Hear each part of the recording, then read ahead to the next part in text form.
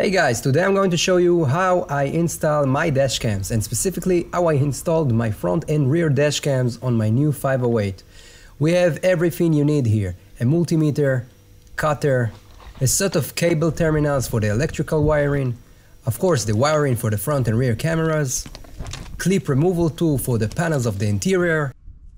They are very useful, pliers used as a fuse puller, and although we have the original DDPAI parking kit here, in order for the video to be compatible with a variety of models, I will be using a simple fuse step and a new 12-volt socket to feed our cameras. I will leave a link in the video description to all of the products I used, including the camera, so let's get started. First of all, we will have to find the location of the fuse box in our vehicle. Most vehicles have at least two fuse boxes, with the one in the passenger compartment being responsible for the interior components. In the case of my Peugeot, there is one fuse box in the glove box and another one under the steering wheel.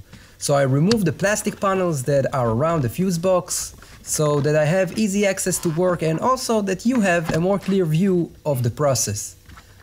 I partially removed the weather strip of the door. We will have to do it again later. It's detached by pulling it out and connects by pressing it against the frame. As simple as that. After the fuse box is in front of us, we will use the multimeter and set it to 20 volts.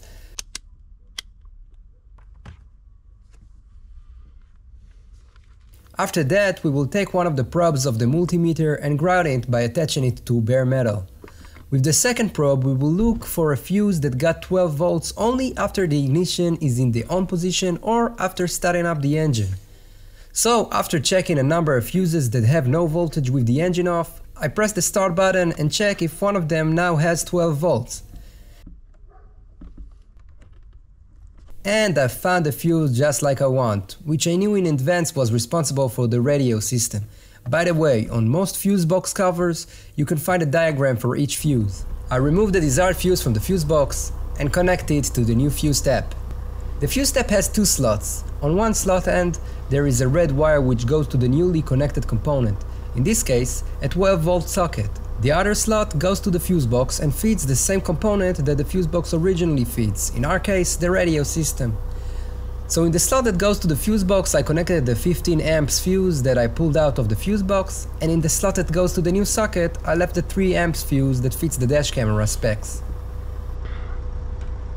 Now let's work with our new 12-volt socket, from which 2 wires comes out.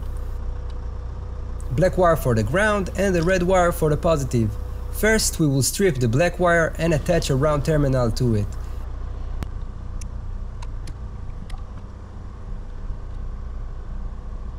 I use this tool to crimp it,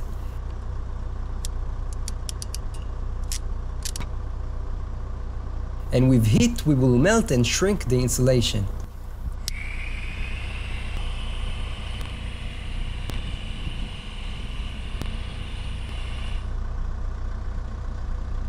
Now insert the black wire behind the plastic and search for the nearest grounding point to the fuse box. We will look after a bolt or a nut that's attached to a bare metal. In this case it was easy. Under the carpet there is a very active grounding point. It's also got a piece of plastic that anchors each of the cables in place. It's a great path. I removed the nuts that hold the ground wires in place and then added the new grounds of our socket to the party. Now I have also stripped the red wire of the socket and will connect it accordingly. The red wire, the positive, we will connect it to the red wire of the fuse step. In this case, we already have a crimp connector, so I just gave a good press with the crimper.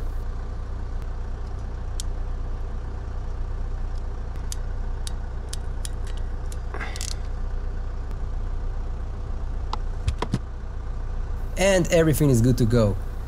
We will connect the fuse step back to the fuse box at the slot from where we pulled out the fuse of the radio system, and push the rest of the wiring inside.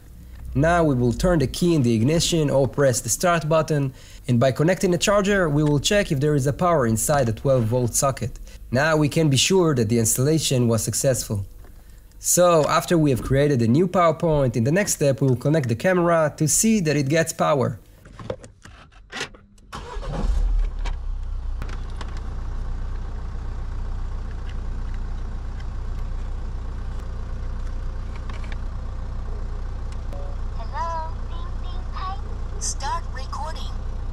and it works great. Now we are left to pass the wiring in a hidden way through the plastic parts and the pillar. I like to insert the wiring behind the fuse box through the sidewall.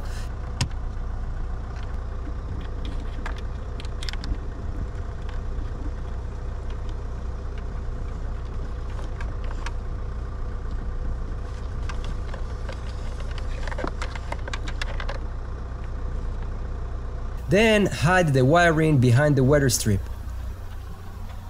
When we come to the plastic pillar, pay attention that it contains an airbag in most modern vehicles. In my case, it was enough for me to pass the wiring in the upper part of it, so that it was not necessary to remove it completely. We will slide the wiring in the upper part over the roof panel, where there is a small gap that allows a cable inside. Before sticking the camera to the windshield, clean the windshield of any dirt so that the adhesive will be durable and strong over time. We'll turn on the camera and we can watch from the screen or through the phone app the desired angle for us to install the camera.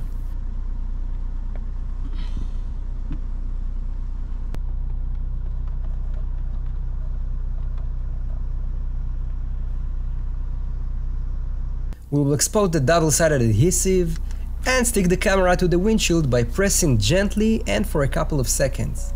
Hello, DDPAI. Start recording.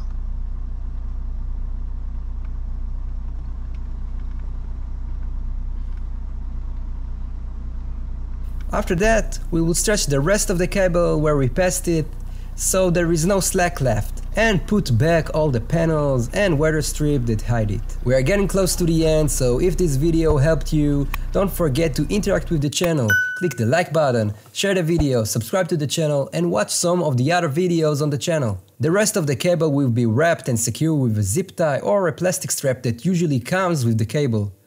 And we will hide it behind the plastic panel. Now we will finish the work by returning all the plastics we removed.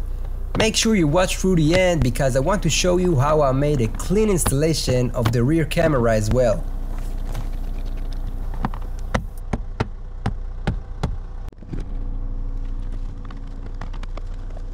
Okay, so what I did with the rear camera, I connected it first of all to the front camera, and I put the cable inside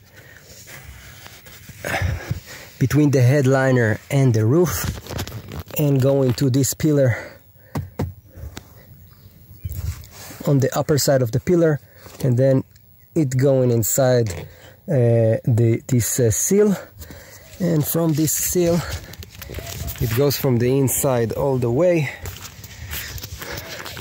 under this central pillar, also on the upper part, and from then on we also move on the rear pillar, and then I put the cable through this huge panel of the roof, and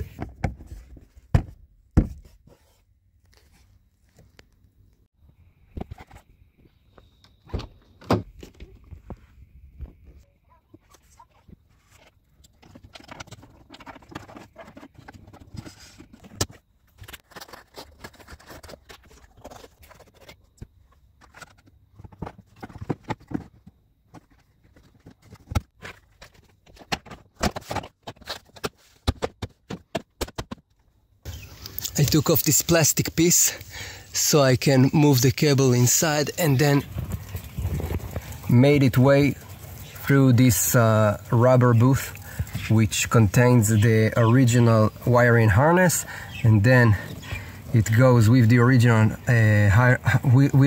wiring to the plastic panel and all the way to the windshield. And as you can see, you can see the wiring of the camera. It's hidden inside every panel, and this is what I call a clean install.